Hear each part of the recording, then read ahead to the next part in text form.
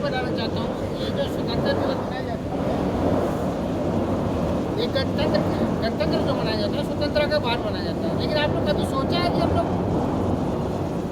गुलाम कैसे बने? कभी सोचा है ये बात? किसी ने नहीं सोचा।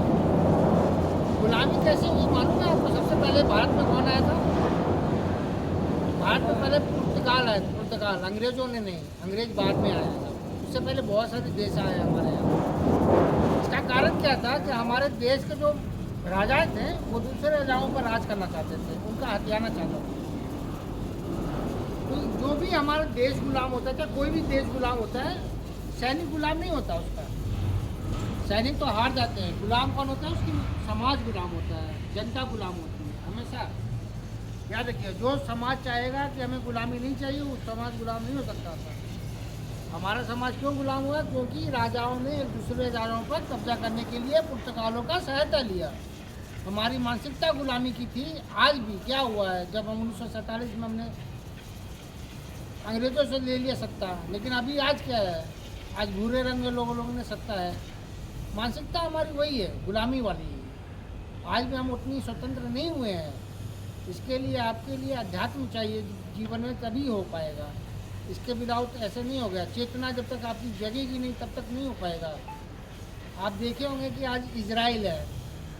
इजराइल एक बहुत पावरफुल कंट्री है। क्यों है भाई? क्योंकि वहाँ की एक बात है, याद रखिएगा कि वहाँ की जनसंख्या है वो 70 या 73 लाख ही है मात्र, जो दिल्ली की जनसंख्या से आधा है। दिल्ली की जनसंख्या 2-2.5 करोड़ है। उसका क्षेत्रफल क्या है? हरियाणा के क्षेत्रफल से आधा है।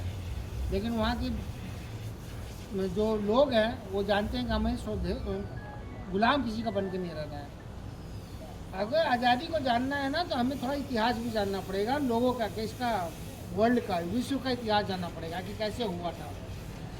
आपको मालूम है हिटलर के बारे में सब लोग जानते होंगे। हिटलर था, वो जर्मनी का राजा था। उसने फ्रांस पर हमला कर दिया, फिर रशिया पर हमला किया। तो रशियन का जो सैनिक थे वो हार गए थे।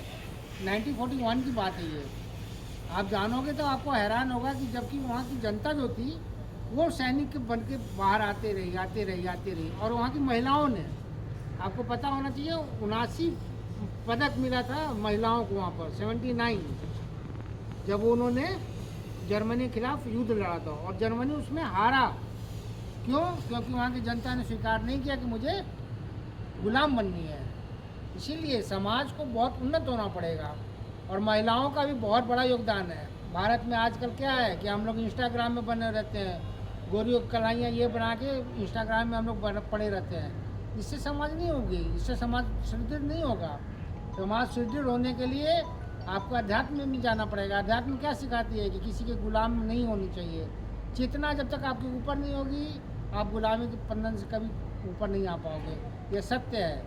और आप महाभारत वगैरह किसी भी चीज़ में देखोगे, जब अर्जुन लड़ाई करने गया, कब हुआ लड़ाई किया? जब उसकी चेतनाओं को कृष्ण ने ऊपर बढ़ाया, तभी वो लड़ाई किया, तभी वो अपने अन्याय के खिलाफ बढ़ा।